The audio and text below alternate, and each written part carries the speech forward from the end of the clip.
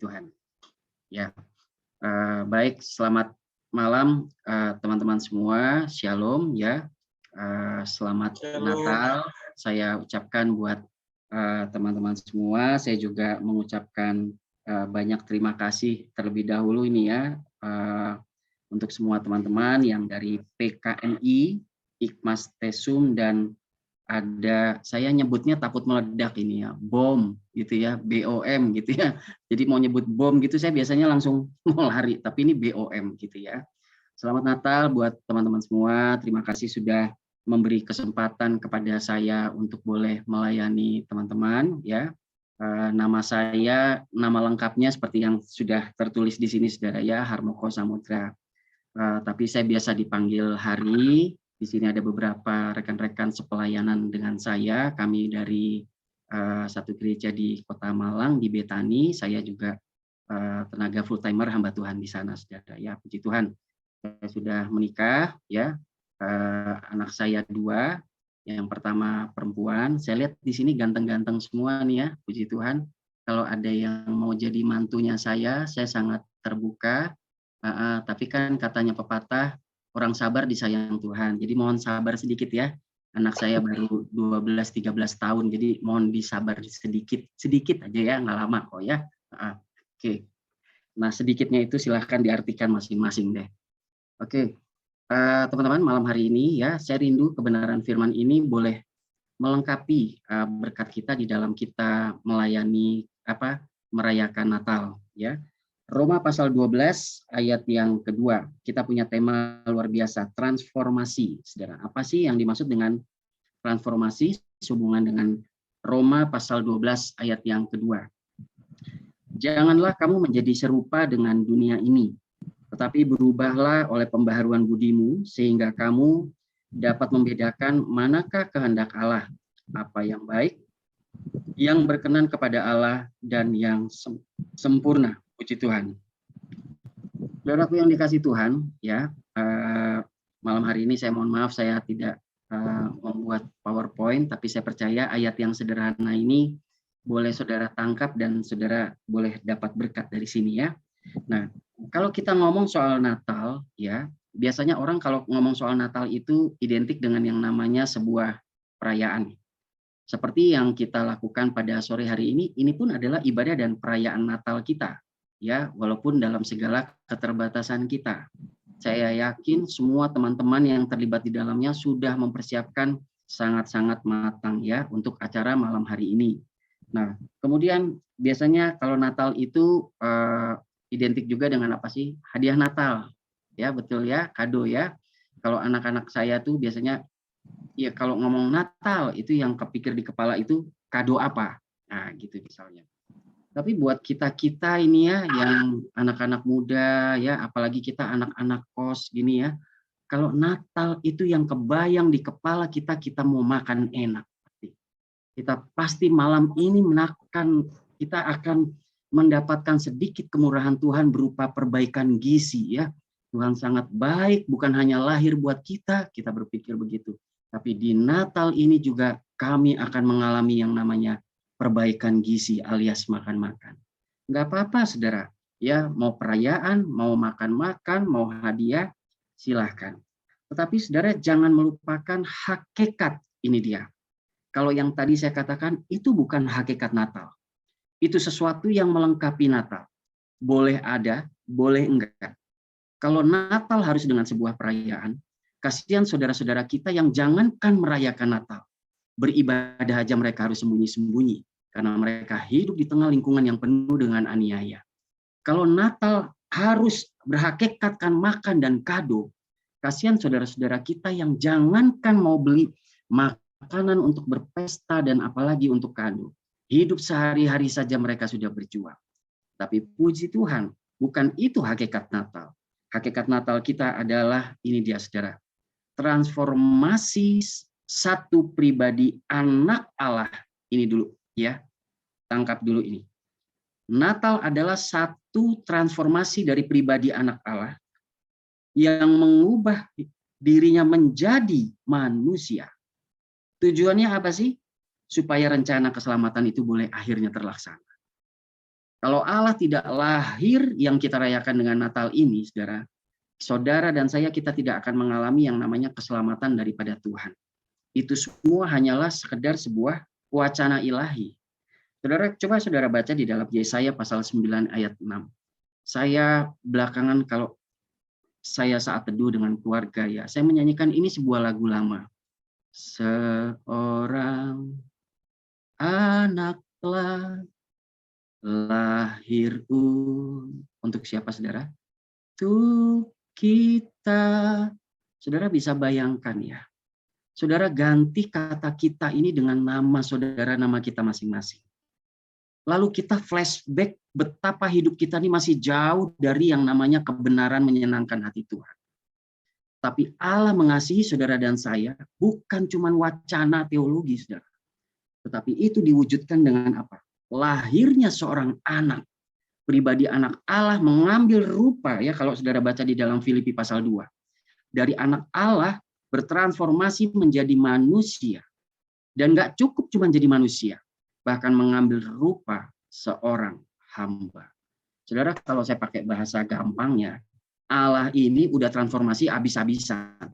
Hanya untuk menunjukkan cintanya kepada saudara dan saya melalui momen Natal ini. Jadi saudara, momen Natal itu bukan hanya tentang pesta, perayaan, makan, dan kado. Puji Tuhan kalau itu masih kita miliki di tahun 2021 ini, saudara. Tetapi jika itu tidak ada, saudara bukalah firman Tuhan. Saudara lihatlah betapa Allah mengasihi saudara dan saya. Dia memberikan anaknya yang tunggal, saudara. Sehingga Yohanes pasal 3 ayat 16 itu boleh tergenapi. Ya, barang siapa yang percaya kepadanya, apa saudara? Tidak binasa. Semua itu diberikan karena begitu besar kasih Allah akan dunia ini. Nama saudara dan saya. Coba deh saya ganti kata dunia itu, saya ganti kata nama saya, hari. Karena begitu besar kasih Allah akan seorang yang namanya hari. Padahal hari ini cuma hamba Tuhan biasa. Padahal hari ini mungkin cuma seorang hamba Tuhan yang berjuang, jatuh, dan bangun untuk berjalan dalam panggilan Tuhan. Padahal hari ini hanyalah seorang hamba Tuhan biasa yang masih jauh dari menyenangkan dengan sempurna kepada hati Tuhan. Tapi Allah memberikan anaknya yang tunggal. Ya, saudara, senakal-nakalnya anak saya tidak akan memberikan anak saya itu kepada orang lain. Ya, apalagi kalau di kitab Roma itu dikatakan semua itu Allah berikan kepada kita ketika apa?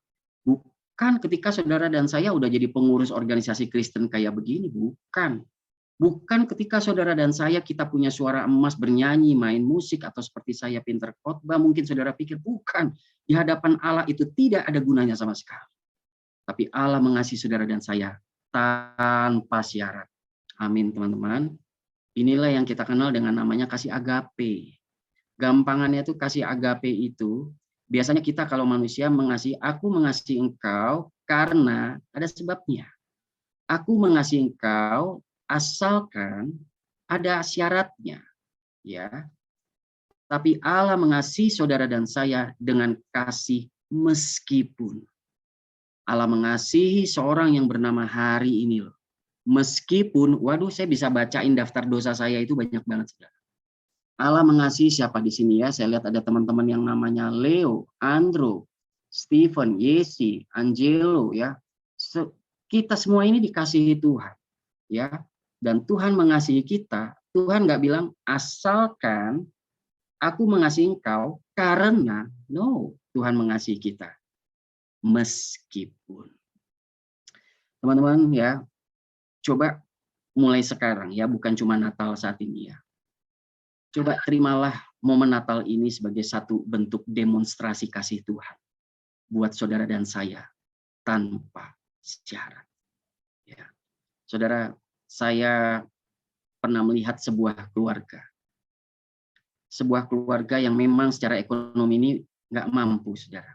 Lalu ada saudaranya, masih keluarga juga, yang menawarkan, biarkan anakmu yang nomor 2 ikut kami. Nah, untuk apa? Sudah ikut kami aja. Kami mungkin bisa bantu ini. Nanti anakmu kami yang besarkan. Anakmu kami yang sekolahkan. Dan saya saksinya, saudara. Keluarga ini mengambil anak ini dengan penuh cinta dan kasih sayang. Sampai sudah mempersiapkan anaknya masih SD, saudara. anak ini sudah punya tabungan untuk apa? Sekolah di luar negeri. Karena begitu orang tuanya ini kebetulan mampu diberkati, artinya orang tua angkatnya nih ya, begitu mengasihi dan tapi saudara lihat kayak drama sinetron. Suatu saat orang tuanya kandungnya itu datang ke Jakarta untuk minta kembali anak ini. Kayak sinetron, drama tangis. Alasannya cuma satu, nggak apa-apa kami miskin. Asalkan kami tidak berpisah dari anak kami. Saudara, inilah hati Bapa, hati orang tua. Tidak ada yang relakan anaknya untuk dilepas, apalagi dikorbankan. Tapi Natal ini, ya, inilah hakikat Natal. Anak Allah bertransformasi lebih dahulu, ya, perhatikan, ada kata lebih dahulu. Untuk saudara dan saya menjadi manusia, bahkan mengambil rupa seorang hamba. Untuk apa? Menggenapi Yohanes 3 ayat 16, supaya barang siapa yang percaya kepadanya tidak binasa, melainkan beroleh hidup yang kekal. Nah, ya. Oke, itu baru bagian pertama. Waduh, tepok jidat, kapan kelarnya gitu ya. Nah, jadi sekarang apa sih yang bisa kita lakukan untuk kita membalas cinta kasih Tuhan? Ya. Nah, sekarang baru kita masuk ke ayat yang tadi. Ayat tadi bilang begini, janganlah kamu menjadi serupa dengan dunia ini. Teman-teman, kita nggak bisa balas kasih Tuhan dengan segala pemberian kita. Nggak akan kita bisa balas. Sehebat apapun talenta kita nggak bisa balas semua pengorbanan Yesus. Tapi yang bisa kita balas apa, saudara? Mempersembahkan. Ya, kalau saudara baca dari ayat satunya itu bilang, persembahkanlah tubuhmu sebagai persembahan yang hidup, kudus dan berkenan. Ya, lalu ada follow up-nya ayat 2 yang menjadi tema kita. Jangan kamu menjadi serupa dengan dunia ini. Ya, itu kalau dalam bahasa aslinya, ya, Alkitab bahasa Inggris itu lebih mendekati bahasa aslinya itu pakai kata don't you be fashion alike. Janganlah kamu, ini buat saudara dan saya, janganlah kita be fashion alike, berpakaian seperti dunia. Nah, apa yang dimaksud dengan berpakaian seperti dunia? Saudara, pakaian itu apa sih, saudara? Sesuatu yang dipakai ya untuk ibaratnya meningkatkan nilai kita. Sesuatu yang dipakai untuk menunjukkan identitas kita. Betul ya? Nah, dan firman Tuhan udah bilang, jangan kamu menjadi serupa. Ya. Dalam bahasa aslinya itu pakai kata, jangan seperti berpakaian seperti dunia. Artinya apa? Kita orang Kristen, tapi jubah kita, jubah dunia. Kita orang Kristen, tapi mulut kita nggak beda seperti orang yang nggak kenal Tuhan. Bahkan mungkin orang yang nggak kenal Tuhan mulutnya lebih bagus daripada mulut kita. Istilahnya, saudara. Jangan ngaku kita Kristen, tapi baju, sikap, tingkah laku kehidupan kita nggak jauh lebih baik dari orang yang nggak pernah kebaktian atau bahkan nggak kenal Yesus. Ini siapa sih yang pilih ayat tema ini nih? Ya, ini ayat sadis loh, sebenarnya nih ya. Jadi saya minta maaf ini kalau menyampaikan gini. Tapi saya acungkan jempol buat teman-teman saudara yang mengambil ayat ini. Ini ayat nih kayak namparin kita kiri kanan. Ini lagi Natalan, kita ditamparin ayat firman Tuhan.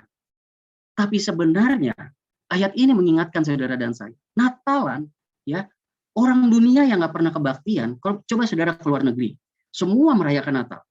Ya, makanya ada istilah season holiday season, musim liburan. Mereka nggak ngerti, mereka nggak peduli tentang hakikat Natal itu apa sih. Yesus lahir nggak peduli. Yang mereka pedulikan adalah liburan. Bahkan mereka bisa merayakannya dengan hal-hal yang bertentangan dengan firman. Mabuk, pergaulan bebas.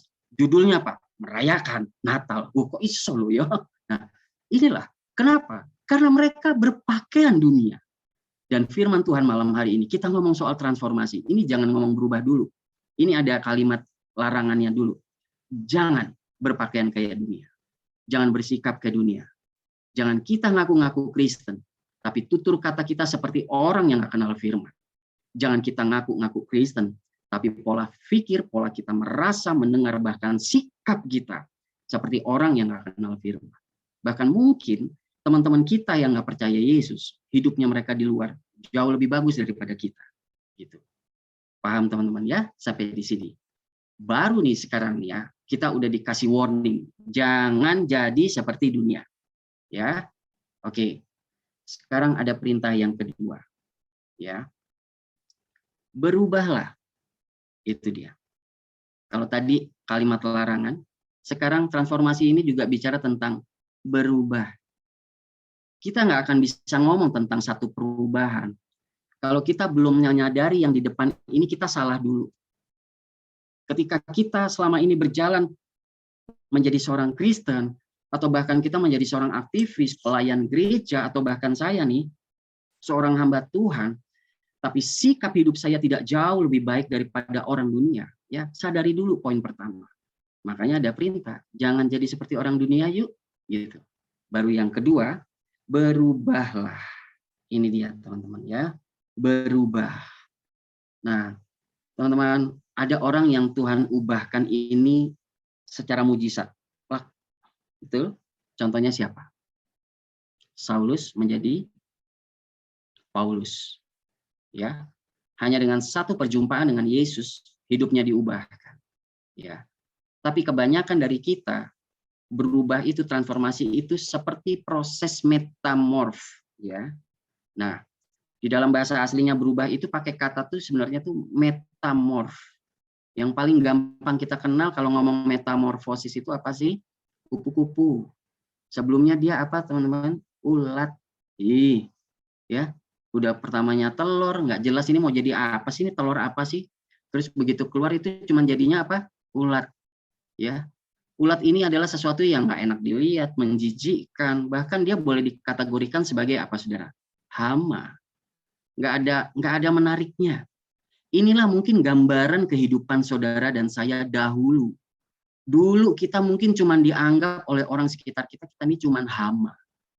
Nggak ada gunanya. Jangan dekat-dekat sama yang namanya hari. Hidupnya nggak benar tuh. Kamu dekat-dekat sama dia, cuma tunggu waktu kamu ketularan dia.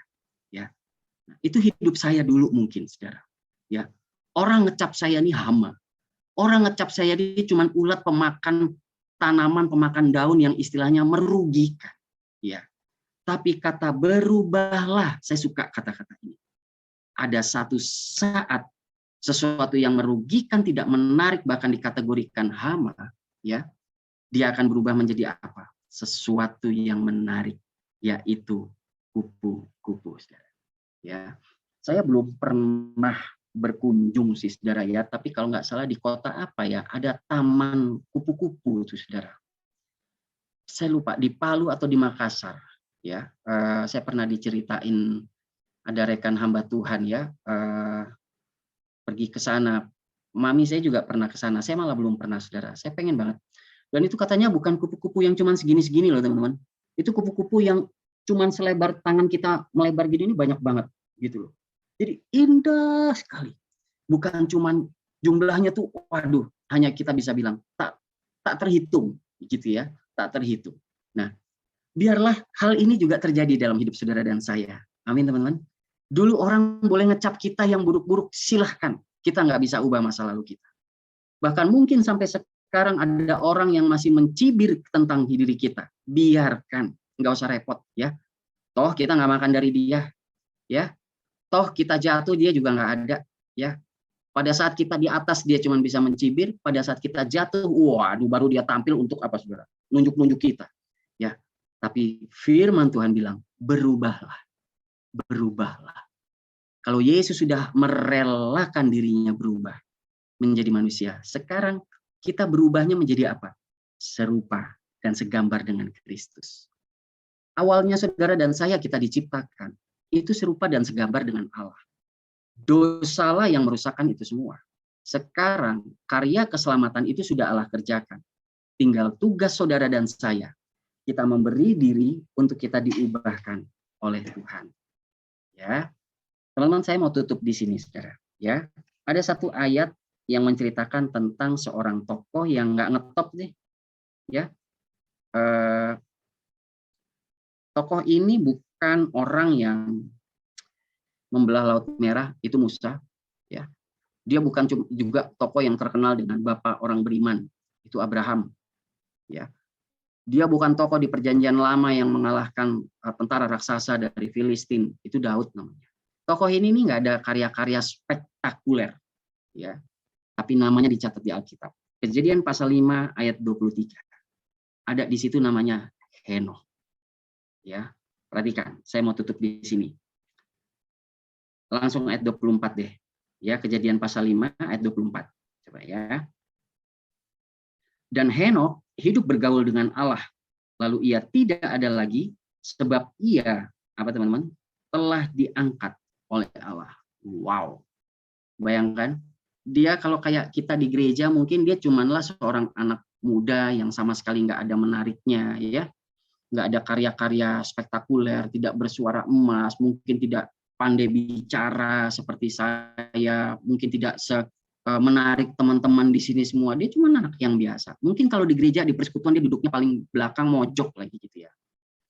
Tapi ternyata orang yang nggak pernah kelihatan spektakuler, dia punya satu kualitas hidup yang Alkitab catat, yaitu apa teman-teman? Hidup bergaul dengan Allah. Ini dia. Teman-teman, mau kita diubahkan menjadi serupa kembali dengan Tuhan?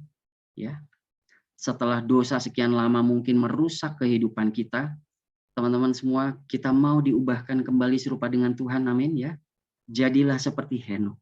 Henokh melakukan sesuatu yang sederhana, bergaul dengan Tuhan. Gimana Pak caranya bergaul dengan Tuhan? Gampang. Kata bergaul ini, ya, Alkitab terjemahan bahasa Inggris itu pakai kata walk with God. Jalan bareng Tuhan. Ada lagu sekolah minggu tuh begini. Jalan serta Yesus. Jalan sertanya kapan teman-teman? Setiap hari saya melayani di mana-mana. Nggak pernah dengar ada yang bilang jalan sertanya seminggu sekali. Cuma Natal aja sama tahun baru. Nggak ada. Setiap hari. Every day you have to walk with God. Amin. Ya. Alkitab udah bilang berjalan bersama Tuhan. Ya. Nah, teman-teman, mari kita menjadi anak-anak Tuhan yang hidup kita boleh sederhana. Mungkin kita nggak pandai bernyanyi, mungkin saudara berpikir saudara juga, Pak,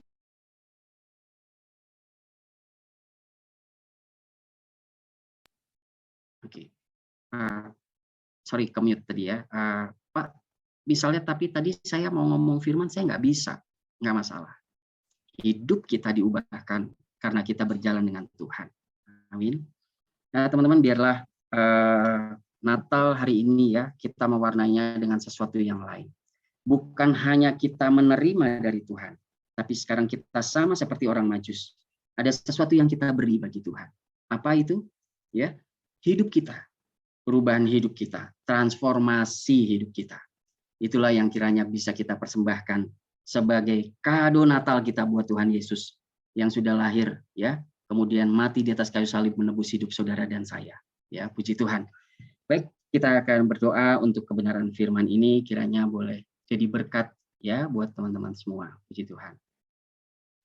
Bapa dalam sorga, terima kasih hamba-Mu sudah selesai menyampaikan firman. Apa yang hamba sampaikan mungkin sederhana, tapi Tuhan biarlah firman Tuhan ini boleh menjadi berkat, pengharapan, bahkan sesuatu yang mengoreksi hidup kami.